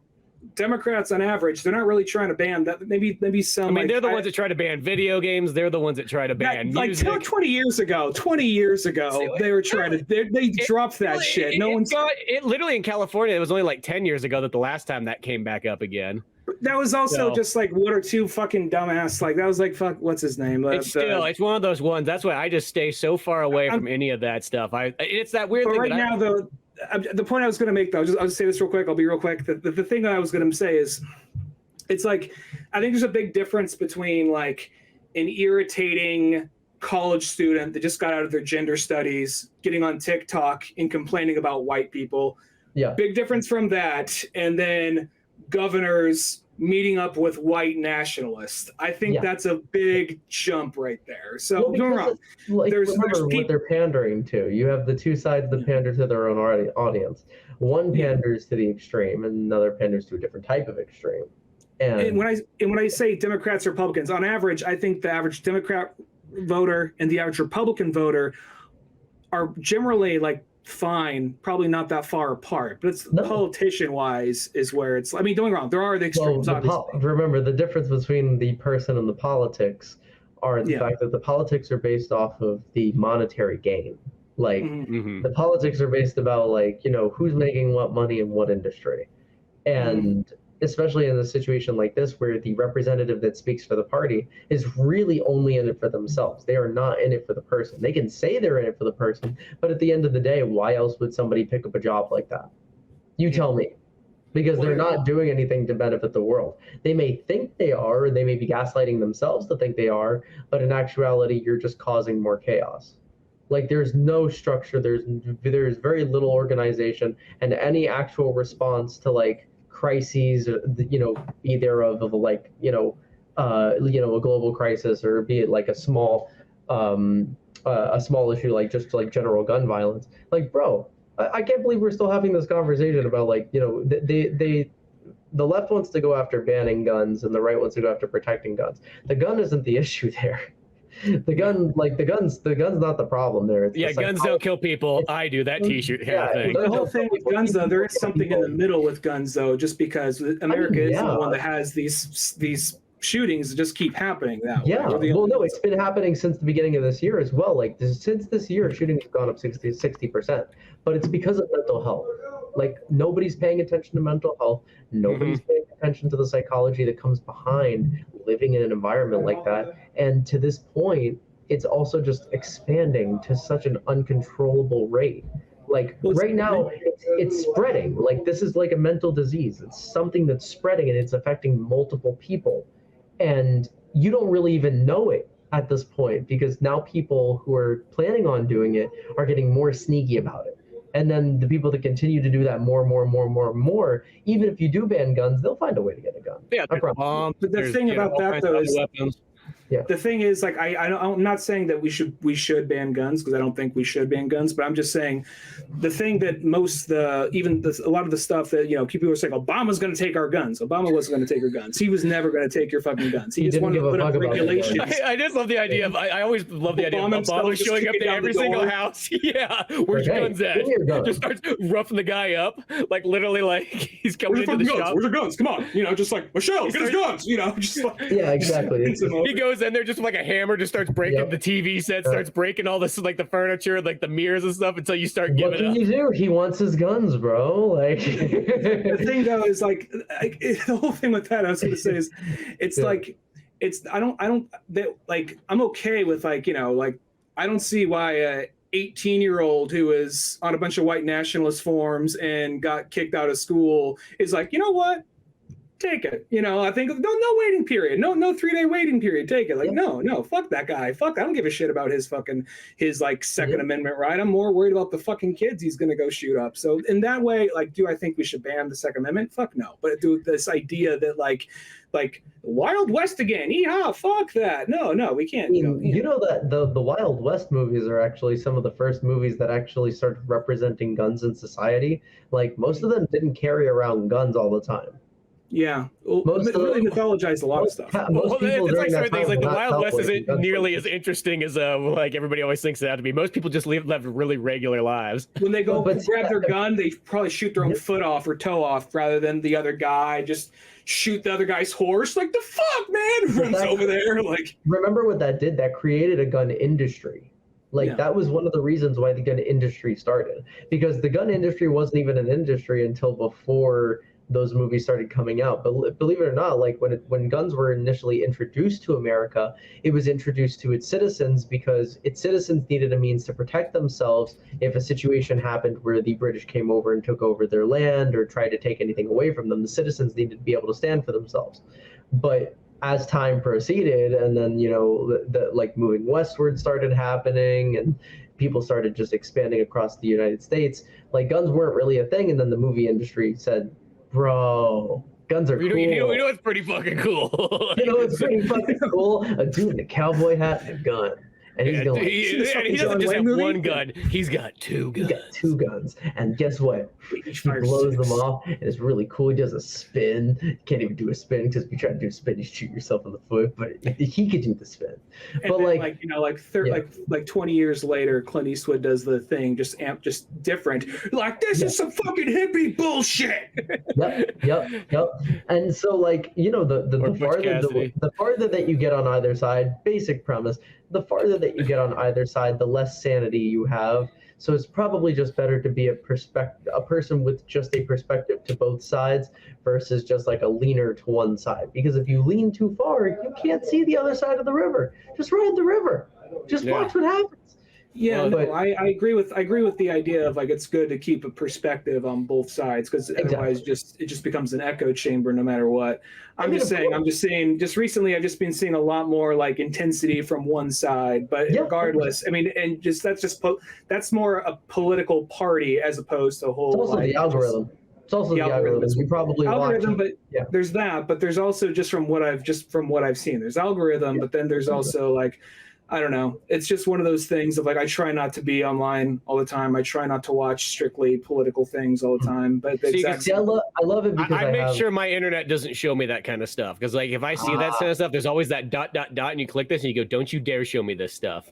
Like, you know what I mean? Like if I see the videos a little too far to one side, I'll just start like removing those videos from my list. Yeah. But I won't just necessarily remove it. Like I still have like news networks that I follow. So like We On News is really good because they're an Indian-based news company, and they do like all world news, and I love that type of stuff. I love world news. World news is great because you get to learn about.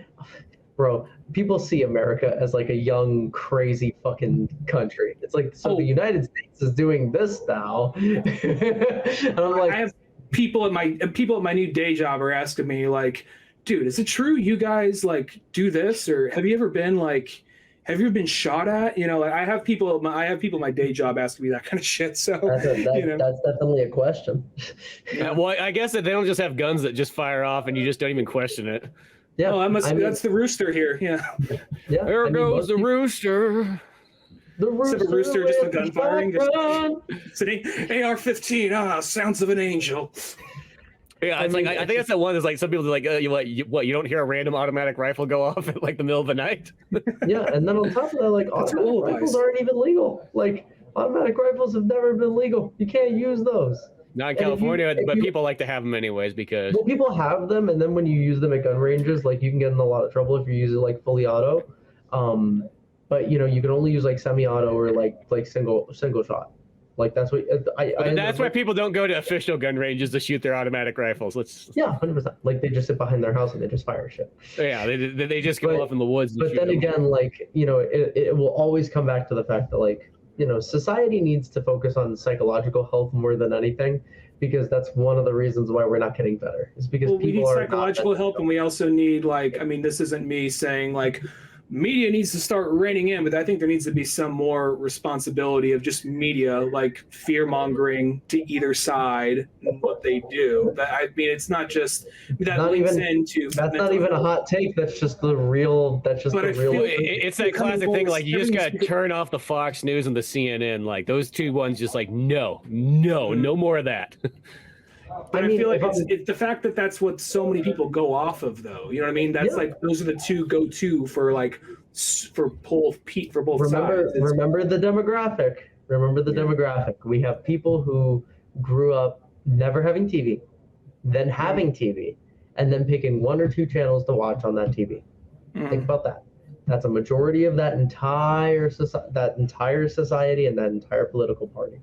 So many people inside of that, and their children. Their children will also grow up very similar, but hopefully, based off of the law of averages, more of them will end up breaking off because the facts don't make sense.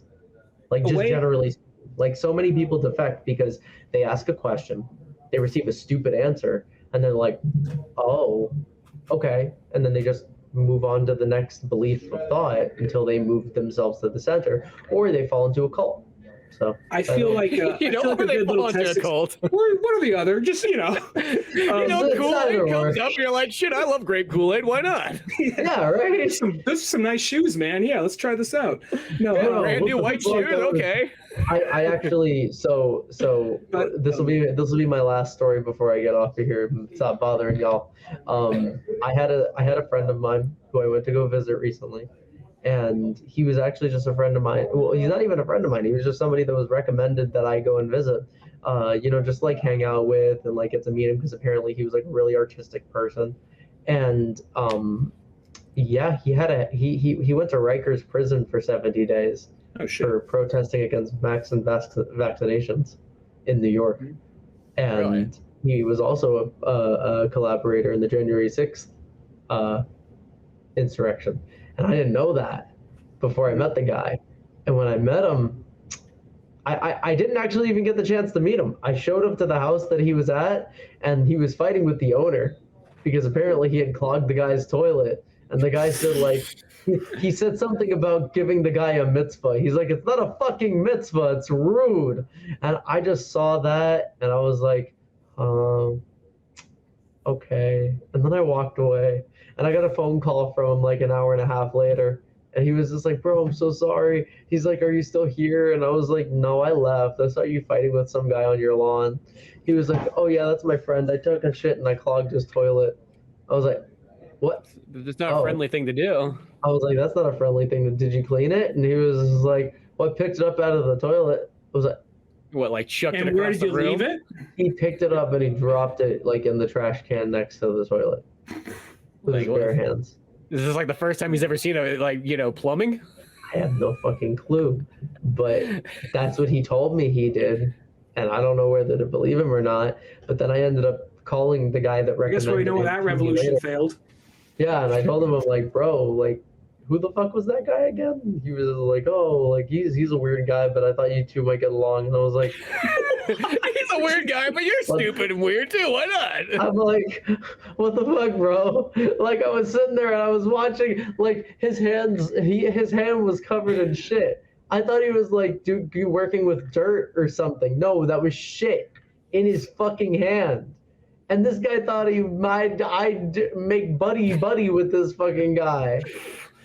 I just like the idea, like, well, you know, he was a part of a big he was a part of an anti-vax protest. He tried to like topple the government. He went to jail, and now he's handling shit. Something about me thought you guys just click. Does he work for the sanitation department? No, he doesn't. No, and like I spoke to him after. Trying to bring Mr. Hanky to life. Why didn't you tell me like any of this shit before I met him?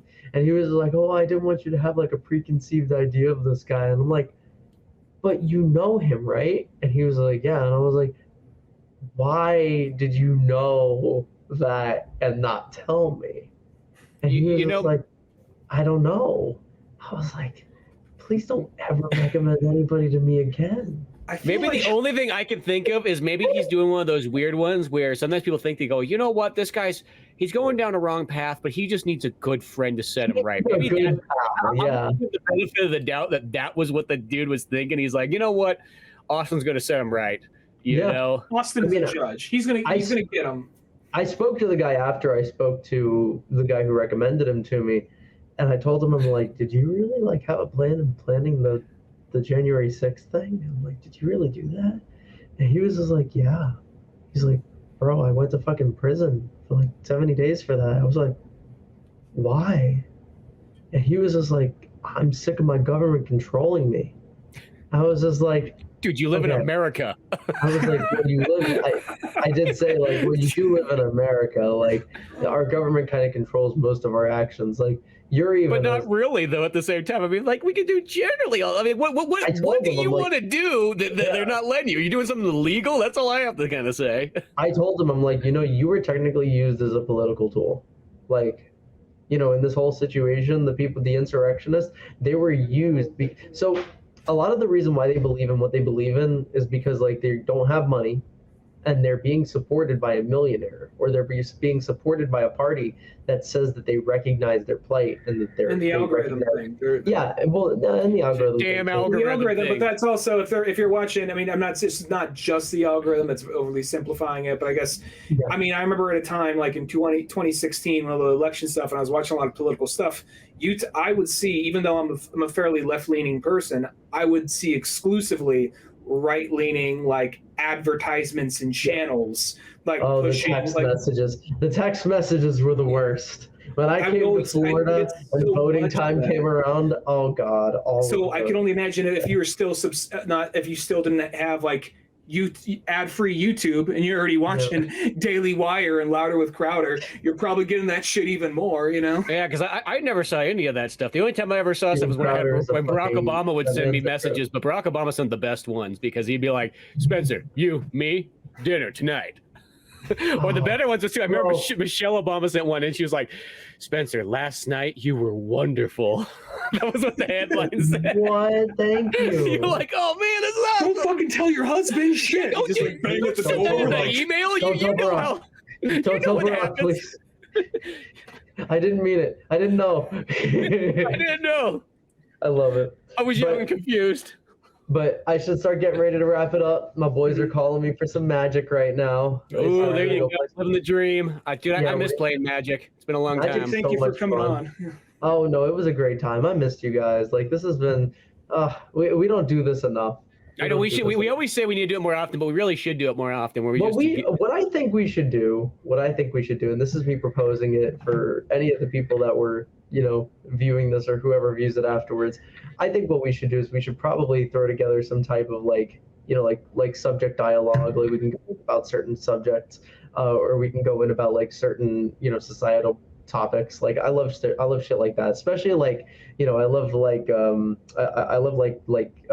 history, and I love talking about world history and a lot of the intricacies of it, because there's a lot of it, and I'd love to. On that, just for the sake of full transparency, I really do enjoy listening to a lot of like political debate and whatnot. Yeah. But I can say this: I have no interest in I know we got a little political this episode. I have no real interest in being a political debater, because every political like streamer or YouTube channel I watch, half of it is this. I'm like, all right, so this guy sent me a death threat today. I mean, that's to be expected when you have any presence. Some history.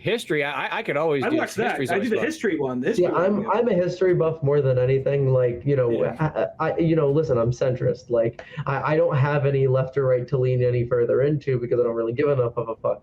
But history, I have so much cool shit that I've learned over the years that I think that you guys would really like to hear about. Some of it is very weird. Some of it's very weird. Like, I'm not a flat earther or anything because that's just silly. But like, yeah, a lot of societies and a lot of human history is very, very old. like older than most Abrahamic religions, even older than like ancient Egypt. And there's so much documentation that exists. It's just not a lot of people just talk about it. So I'd love to, come on and we can discuss certain subject matters. I can maybe make like a little PowerPoint that we could do, and we can have like a little class. I think or we could pop on your show or something. I'm down. Like that. I don't even have a show. Well, we could make it a side really show. Cool. Maybe we could possibly do. And, we could. I mean, I have a pretty nice following on Twitch right now. I have like 105, 106 followers. Like I'm doing pretty decent on Twitch right now, weirdly enough. But I did have our to only claim to fame on Twitch is that we were the only people that did an Awesome Possum video on it. Right? You did an Awesome Possum video? Yeah, I was like, shit, nobody's done one of these ones yet. I want to be the first one to have a video on Awesome there for Possum! for Sega Genesis. I'm like, I love that. I'm like, you know what? That's my claim to fame. I guess I could stop there. That's okay. You should do a what was that squirrel that Conker's Bad Fur Day? Yeah, Kamikaze. Oh, I think you said Kamikaze Squirrel, the original. That would be a really cool playthrough. I think that'd be really fun. Because Conker's Bad Fur Day was like the first version of like Ratchet and Clank that I've ever played in my life. Yeah. Or like Jack and Daxter. Any of those types of games, like they had like some comedy. Platform shooters. Yeah, like platform shooters, basically. But on that note, I will see you guys later. Do you guys have your little wrap up you want to do? Well, I guess Spencer, if you want to lead that in. Yeah, just do your professional thing. The simple thing is you can go to oldmanorange.com where you can find all our other fun stuff, classic podcasts, Pizza Boys comics, old animations, and all that good stuff. Austin, where can they find you for any of your good stuff? I know you mentioned the Twitch thing there, but where else? Yes. You can find me on twitch.tv/theblondeshinigami. That's my VTubing Twitch channel. You can just look me up on everything else as Austin J. Cook, just as my name is. And I haven't really been creating too much content. I do my voiceover work once in a while. Within the next year, once I have my financial situation like officially solidified, you guys are going to be seeing like a lot of projects start getting made. I have like 4 or 5 different scripts right now that are currently about to be made into animatics. And then those animatics are going to be start having voiceover work on them. And just in general, there's going to be a lot of creation to be had. But first things first, money. Money there's first. Always that. There's always money that. First and cattails. Money first and cattails. Well, hey, if you ever need any extra voiceovers, you got me and Ryan right here too. So you can always keep that in mind. Save some money even. That's actually gonna be a very big thing because I'll come on by I'll do some voiceover work for you. I got no problem there. This is for off the pod, but yeah, that's coming. Because that's one of those ones I always love doing voiceover work, and I just haven't done a whole lot of it too much. Once in a blue moon, I'll do something for someone's little commercial, but that'll be about it. Yeah, it's a it's a job in itself. Like especially making the scripts like I do. Well, hey baby, she's just pushing the microphone towards my face. She's like, you gotta say it louder. But I can't hear you. Yeah, no, there's a lot that goes into it, and right now, like, I have a very small circle of friends who are voice actors, and you guys are part of that, so So yeah, as I said, give us a holler. I mean, but 100%. Yeah, good times being had. As I said, we gotta do this again. We'll pick a topic next time. We'll find some. Yes. We'll find some weird history or something like that. We'll make. I'll bring some documentation, some pictures for us, so we can. Yeah. We can have a good time. On StreamYard, we can do all that kind of stuff in there. Yes. So also, what I'll do is I'll send some videos and we'll do some like commentary on them. That'd be fun. So yeah, there's all sorts of possibilities. Like a viewer party, for like a bunch of. Oh, okay. I'm thinking about it. Okay, the wheels are spinning. All right, we gotta let them go, and they'll be good there. But we'll be letting you guys go. Okay, I'm Spencer Scott Holmes. I'm Ryan Dennigan, and our special guest. I'm Austin J. Cook. And we will see you guys some other time. This is my cat suit. And a beautiful cat. It's gonna knock over.